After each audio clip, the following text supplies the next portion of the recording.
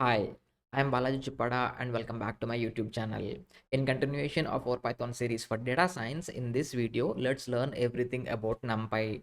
Numpy is basically one of the most famous package in Python, which is called numerical Python.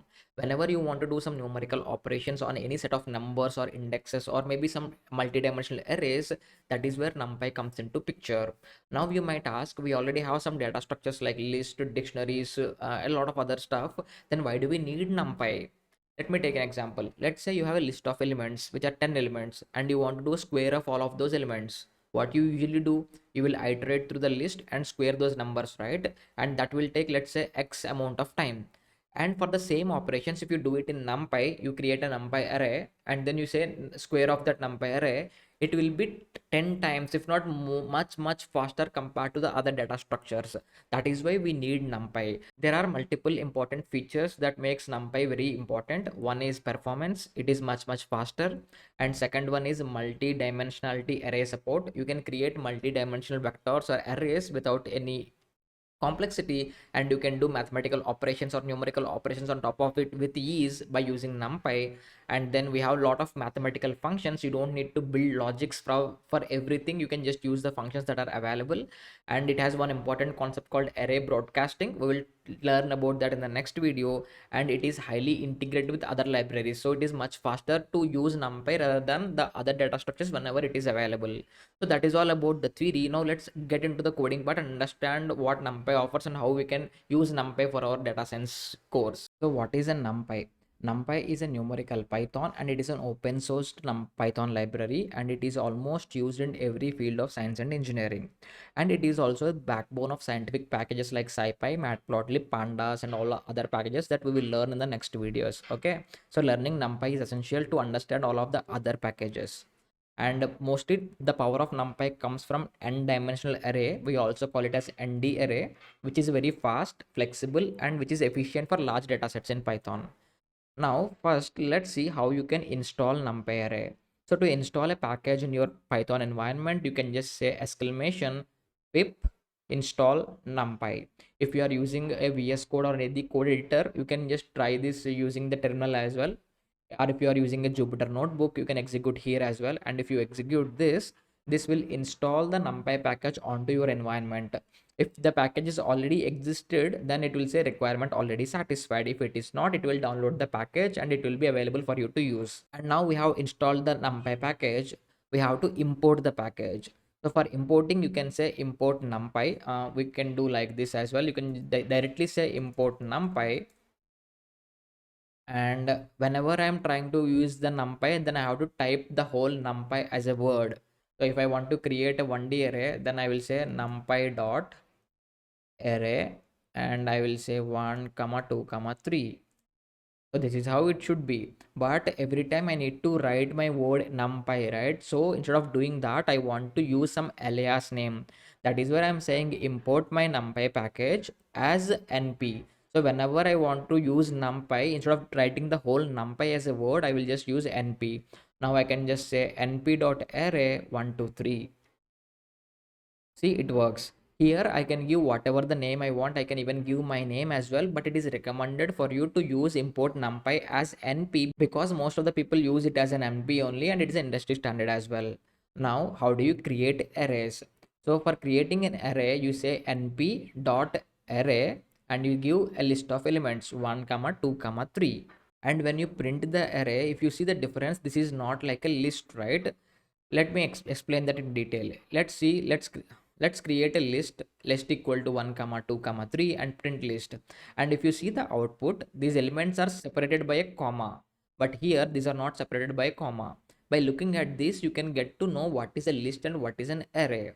Okay, and you can use functions to create multiple arrays as well. You can say numpy dot arrange of 10. So let's execute this. So what happened here is, if you remember our function range, in functions we said start index, end index, and then step size, right? So this is similar to that only, arrange. So what happens is, your start index is by default 0, your end index is what you pass here, and step size is by default 1, and this is exclusive. Okay, when I say 0, 10, and 1, so what this means is create array 1, 2, 3, 4 up until 9 and don't include the value as 10. Hopefully that is clear. Now let's understand the time difference between doing some operations using NumPy and normal list. Let's say I create a L equal to range of 1000. There are 1000 elements, and let me comment this, and I want to square each of the element inside my L. So what I would do is I will do a for loop on my variable L, and I would square each and every element, and I will create it inside a list. And for doing that operation, it takes around how much? 229 microseconds. This percentage time it is the parameter which is calculating this time, and when I say this one, it will calculate give me the time to get this operation done, and it is taking 229 microseconds. And if I do the same using np.arrange, and if I execute this, it is taking only 947 nanoseconds. This is much smaller compared to this 229 microseconds, right? So doing operations on numerical elements is much faster in NumPy compared to normal data structures. Hopefully that is clear. If you take thousands, millions, billions of numbers, then NumPy will definitely be much faster compared to the other data structures. Now let's understand how you can create a 2D array. So what is a 2D array? Here initially we said we passed the list of elements, and we are saying it as a one dimensional array because it is only one dimensionals. Now if you see, so we have two sets of lists separated by a comma, and these two are enclosed under square brackets. So this is a two-dimensional array. So if you print this, what it will get is 1 comma 2 comma 3 and then 4 comma 5 comma 6. Obviously without these commas I just written it. So this is of two rows, right? And each of them contains three columns, right? This is a two-dimensional array. Now let's execute this. We have some functions which are helpful for us. So I can just print the shape of this function, I can just print the shape of this array. As I mentioned before, we have two rows and three columns. If you see, these are two rows, and each of that row we have three columns, right? This is rows and this is columns. And then we have another one which is called shape. And if I print size is basically it will count all the number of elements that are present inside your array. Here I have 1 2 3 and 4 5 6, total 6 elements. It's basically multiplication of your shape, 2 into 3, which is your 6. And you can check the data type as well. If you have print, all of these are integer data types, that is clear. And I can check the dimensions as well. So here how many dimensions means how many rows that we have. So here I have two records, that is why I get number as 2. And I can just say length of the array, so it will return true. This is little bit tricky. Let me explain that by taking another example. Let's say I create a 1D array, and when I say calculate length of array, it is calculating the elements, number of elements inside my 1D array, which is 3. But if it is a 2D array, which is 1 2 3 4 5 6, here when I say length, this is not calculating the number of elements, but we have size will calculate the number of elements inside your list, inside your array. But when you're talking about length in a 2 dimensions or 3 dimensions, it will just calculate how many rows we have inside your array. That is why we are getting 2. Hopefully that is clear. Now if I say like this, let me create one more here, and I will say 3 6 and 7, and let's execute this. And if I say length of 2D array, it will be 3 rows. Hopefully that is clear. And I can create a multi-dimensional array as well, like this. So here when I say c dot n dimensions, it is returning 3. Let's understand why it is returning 3 and why we have it. So we have a list of elements, and we have 2 times, and then these are enclosed inside the square brackets, and we have the same one again, and then these are enclosed inside this. So if you see, one trick that I usually follow is I will just count how many square brackets at the end. So this is 3, so it is a 3-dimensional array. And if these are 2, then it will be 2D array. Now let's understand the shape of this array. That is also important, right? Let's execute this. And if you see, I have 2 comma 2 comma 2. So I have 2 rows, okay, and then I have 2 columns each, okay, 2 rows, two columns, and I have two blocks. So two blocks. So this is how your shape is: block, row, columns. Okay, I hopefully that is clear. Now let me do like this. Let's say I have one more element here, and one more element here, and one more element here, and one more element here. So if I execute this and if I say shape, now it will say two blocks, two rows, and three columns. At every array, I have three columns, right? This is how you calculate the shape of your multi-dimensional array. And if I say length of C, this will be the number of rows. So there are two blocks, right? Basically, length gives you the first element of your dimensions. If it is 2, it will be 2. If it is 3, it will be 3. Hopefully that is clear.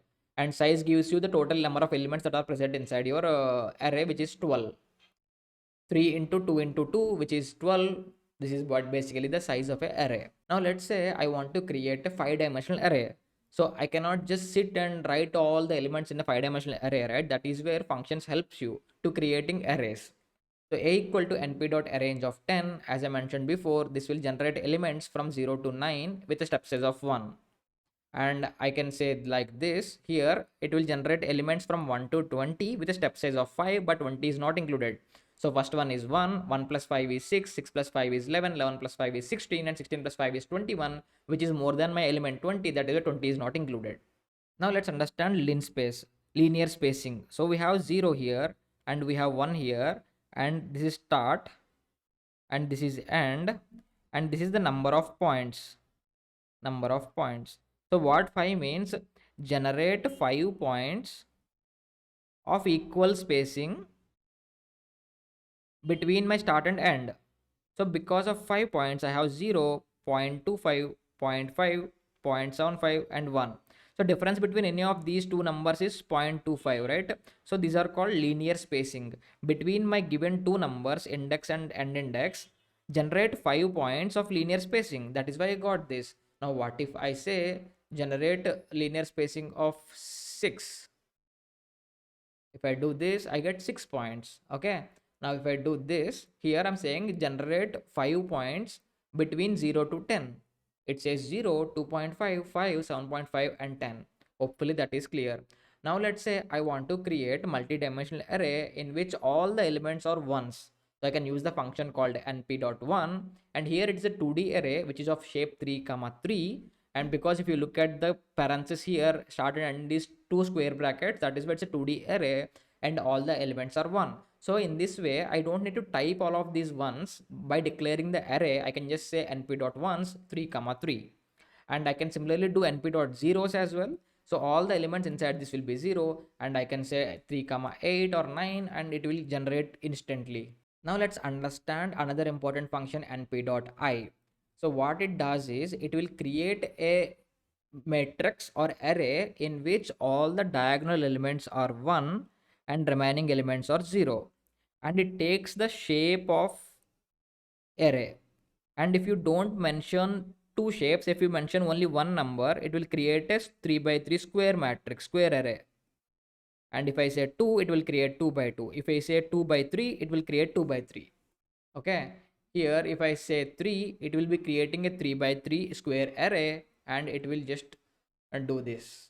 Hopefully that is clear, and I can specify the shape of the array that I want, and it would be like this. And here, because it is not a square one, we have started diagonal elements as 1 and 1, and technically it should be 1 here. Because the elements are not present, there is nothing here, and this will be done by this one. And then we have one more important function called np.dag. So what it will do is it will be doing basically like this, but instead of having all the elements as ones, we can set whatever the elements that we want inside our diagonal. And here I have given 4 elements, that is why it is creating a 4 by 4. If I create 3 here, it will create a 3 by 3 array. Hopefully that is clear. And let's say I have my diagonal array, and I want to extract my diagonal elements. Then you can see np.diag, and you pass your diagonal array that you created, and it will extract the elements 1, 2, and 3. Let's say I want to create an array of an m by n shape, and all of the elements should be of value 7. That is what it is doing. So here, this is the shape of the array, and this will be the fill value. So all the elements are 7, it is of shape 2 comma 3. Hopefully that is clear. And then we have np.random.rand. It will generate random 4 elements inside your array, which is of between 0, 2 and 1. Now let's talk about data types. When I say np.arrange of 10, it creates values from 0 to 9. All of those values are of int data type, which is of integer. And I can explicitly declare my data type while creating an array itself by using a parameter called dtype. And here I'm saying float data type. And if I execute this, I get all the elements in the float data structure. If you see 0 point, 1 point, 2 point, these are float numbers. And now by default, when you use np.zeros or np.ones, these are of float data types. These are not integer data types. So this is my matrix A or this is my array B, and these both are of float data type by default. And I have boolean as well. So if I say true false like that, and this will be of bool data type. And if I have one in between, now if I execute this is of integer data type. If all the elements are of boolean data type, then only it will return it as a bool. And here I have my elements as a strings, right? So it should return a string data type, right? That is what it's saying, data type of u6. If you see, u6 is Unicode. So these are all the different symbols that is representing for different data types. You can just go through all of these things later. B is basically boolean, I is signed integer, which is +6 -6 like that, and u is unsigned integer, f is floating. So sometimes you get shortcuts as well, and these are the full forms of those shortcuts.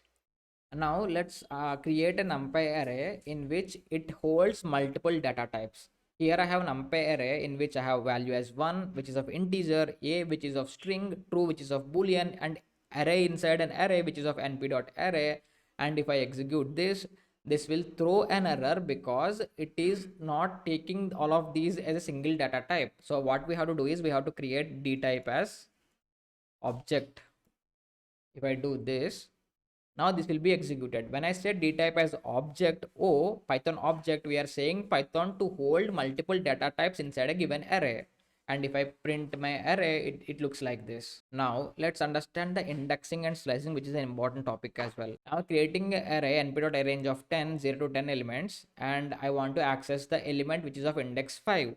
It is basically same as list indexing, guys. First one is 0, second one is 1, 2, 3, 4, 5, 6, 7, 8, 9. The element corresponding to the fifth index is 5, and I get the output as 5. And print a and 3, if I do like this, so my a is 0, 2, 4, 6, 8, and the value of index 3 is 6. I get the output as 6. Now let's understand the indexing in 2D array. I have this 2D array which is of shape 2 comma 2, which is 2D array, and one is rows and this is columns, right?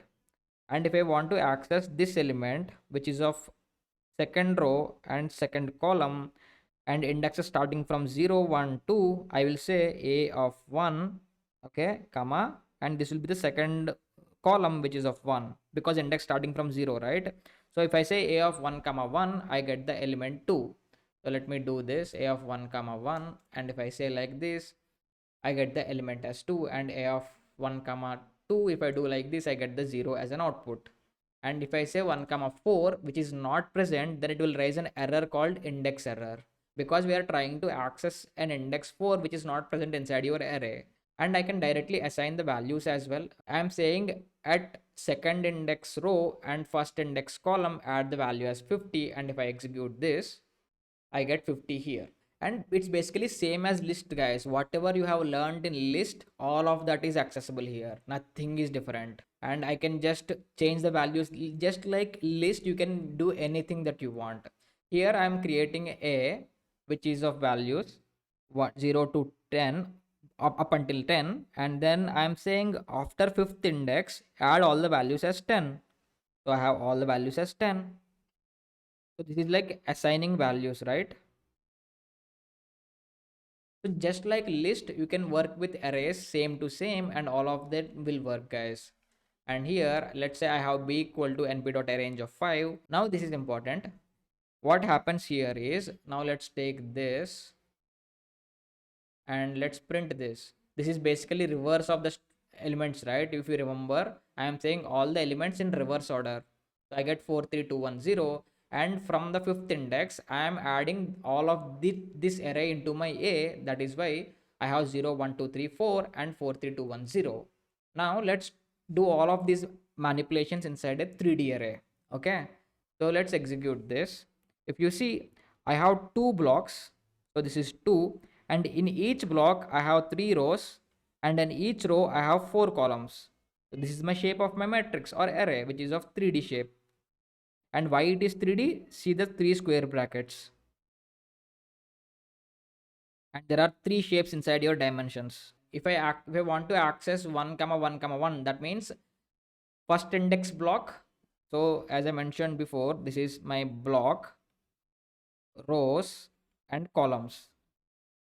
So here I'm saying 1 comma 1 comma 2. That means my first index block, first index row and second column. So this is index 0, it is index 1, and for each row you have index 0 1 2 0 1 2, and then we have 1 0 1 2 3. So if I am saying here 1 comma 1 comma 2, get me the first block, and inside that this row, and inside that 2, which is this one, so my element is 18. So if I execute this, it should return 18 as an output. Hopefully that is clear. And here I'm saying get me the first block for all rows and all records. So it will give me the first one, which is of 0 1 2 3 4 5 6 7 8 9 10 11. Okay, here what I'm saying, get me all the blocks but only first index rows and all the columns.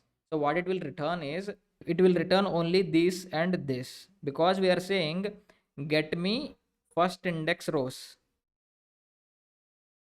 And if I execute this, I get only the first rows. See, and here I'm saying get me all the column values, second column values, and I get the output. Now another important topic, which is copies and views. Now that we have learned about slicing, now let's understand what is a copy and what is a view. So let's say I have a equal to np.arrange of 10, and if I execute this, I get the array A. Now what I'm saying is b equal, so I have 0 2 4 6 8, 0 2 4 6 8. I'm saying get me all the elements with a step size of 2. Okay, and I'm accessing b via A. Now there is this important function called shares memory. I will explain that in a bit. Now let's execute this. Here it is saying a comma b np.share memory. It is saying true. That means a and b share same memory. Okay, so what is this mean? So this is a memory block, and inside this I have a 0 1 2 like this up until 9, and even b is pointing to the same memory, and a is pointing to the same memory. And if I make some changes inside this, both the values a and b will be changed. This is magic, right? Why should it change? Now let's understand this. So here I am saying b of 0 equal to 10. So my b become 10, 2, 4 and 6, but I have changed this only inside b. But if I print a, even for a, the value of a of 0 becomes 10, because both a and b are sharing the same memory and they are pointing toward the same location. That is why even if you are changing only b, even a is also getting updated. You need to be very careful while doing these kind of operations. And what if I don't want to do like this? That is where copy function comes into picture. And if I do the same operation, let's say a equal to np.arrange of 10 and c equal to get me all the elements with steps of 2, and I'm just creating a copy of a.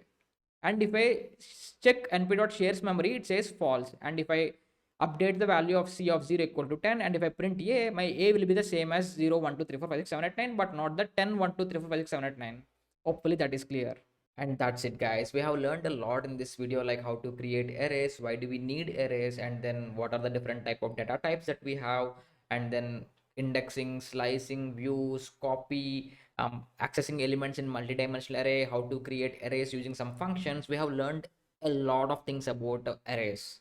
Hopefully you learned something new from this video, and if you are liking the content, please do subscribe and click that bell icon to get notified daily. And we'll meet in the next video. Bye bye.